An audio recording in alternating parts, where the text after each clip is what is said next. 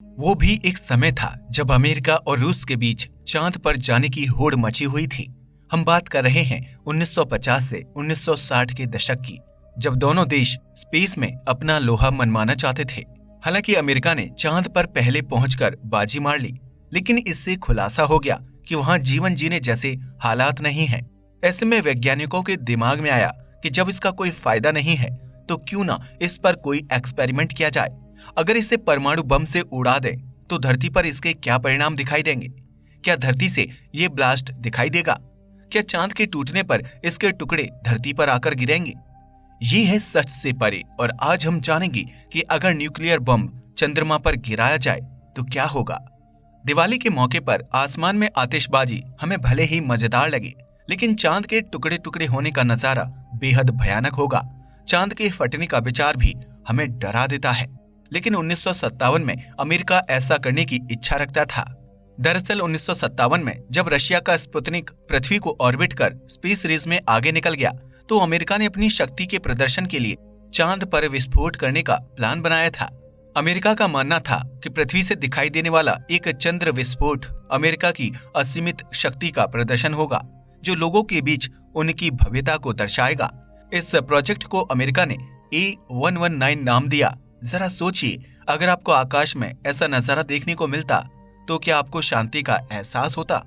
जिस समय अमेरिका ऐसे दावे कर रहा था, उस समय लोगों को लगा कि जल्दी ही मानो चांद पर विस्फोट करेंगे और चांद को टुकड़ों में बिखेर देंगे। इसीलिए अमेरिका के प्रोजेक्ट A119 का उस समय जबरदस्त विरोध भी हुआ था। आज तक जो सबसे खतरनाक न्यूक्लियर बॉम्ब बनाया गया है वो 57 मेगाटन्स का है, जो कि 3800 हिरोशिमा बम के बराबर है। इस बम को जार बोम्बा नाम दिया गया है। ऐसे में अगर आप सोच रहे हैं कि यह बम चांद के अस्तित्व को खत्म कर देता, तो अपनी सोच पर यहीं विराम लगाएं, क्योंकि ऐसा कुछ नहीं होता।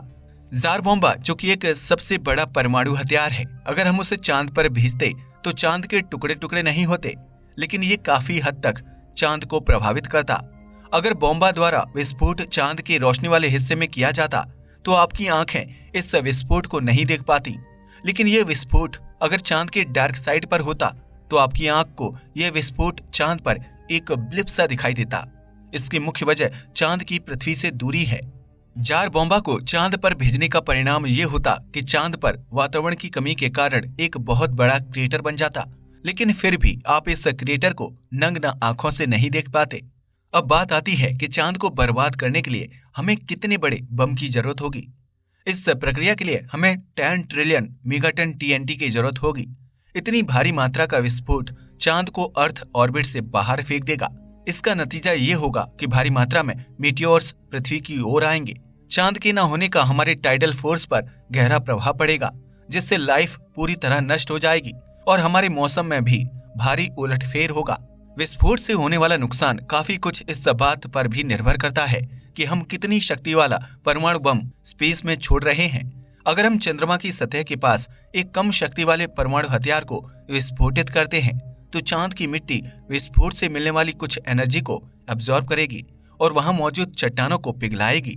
अगर बम शक्तिशाली होगा तो पिघली चट्टान इवेपोरेट हो सकती हैं, लेकिन कम शक्ति वाले बम ऐसा नहीं कर सकते।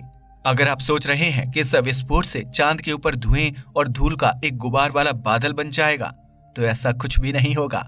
दरअसल बादल तब बनते हैं जब हवा काफी गर्म होती है और ऊपर उठती है, लेकिन चांद पर तो कोई वातावरण नहीं पाया जाता। ऐसे में धुएं का बादल बनने का सवाल ही पैदा नहीं होता।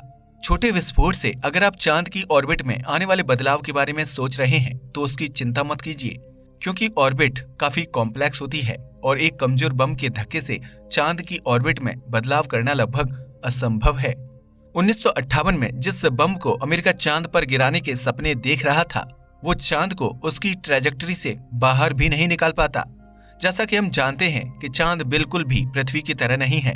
उसके पास अपनी ओजोन लेयर नहीं है, जिसका मतलब ये है कि सन से आने वाली सोलर फ्लेयर और सोलर विंड इसे लगातार प्रभावित करती है। ऐसे में न्यूक्लियर एक्सप्लोजन से निकलने वाली हाई रेडिएशन से इसे कोई प्रभाव नहीं पड़ता। शुक्र है कि अमेरिका ने चांद पर विस्फोट करने का इरादा बदल दिया। चांद पर जो गड्ढे हमें आज देखने को मिलते हैं वो पृथ्वी को मीटियोरॉइड्स से बचाने की वजह से बने हैं। अगर आज चांद नहीं होता तो आए दिन मीटियोरॉइड्स धरती की तरफ आते। इसलिए अमेरिका जैसी संस्थाओं को इस पर हमला करने के बारे में सोचना भी नहीं चाहिए और चांद को थोड़ी सी इज्जत बख्शनी चाहिए, क्योंकि इसके चलते ही धरती एक सुरक्षित ग्रह है और हम सभी पृथ्वी पर रह पा रहे हैं। आज के लिए बस इतना ही। वीडियो पसंद आया हो तो इसे लाइक और शेयर कीजिए, साथ ही चैनल को सब्सक्राइब भी कीजिए। जय हिंद दोस्तों।